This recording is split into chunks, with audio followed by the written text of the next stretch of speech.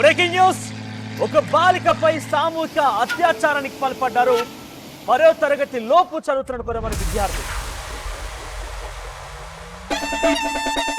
మన దేశంలో మనలాంటి టీనేజర్స్కి సిక్స్ పడడం ఎప్పుడైనా చూసారా? మేము టీనేజర్స్ కదన్నా. ఈ పోలీసులు, ఈ ప్రభుత్వాలు, ఈ సిస్టమ్స్ మమ్మల్ని ఏం చేయలేవు.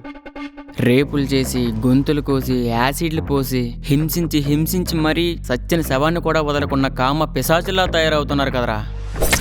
సరే ఏంటి సార్ ఇక్కడ తీసుకొచ్చారు? డబ్బున్న అమ్మాయిలతో మీకేంద్ర ప్రేమ గేమ? నువ్వంటే నాకు చాలా ఇష్టం.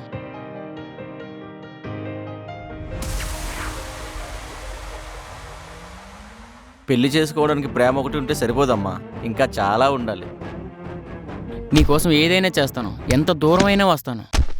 నీ మనసేంటో తెలుసుకున్నాకే నేను ఎంతవరకు వచ్చాను. మేము ప్రేమించుకున్నాం, ఆ విషయం నీకు తెలుసు కదా. తినడానికి తిండి లేనోడికి ప్రేమే ప్రేమ.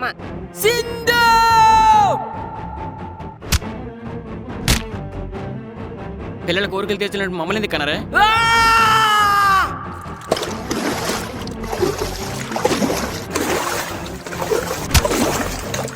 నిన్నొక సంస్థ నుంచి కాల్ వచ్చింది.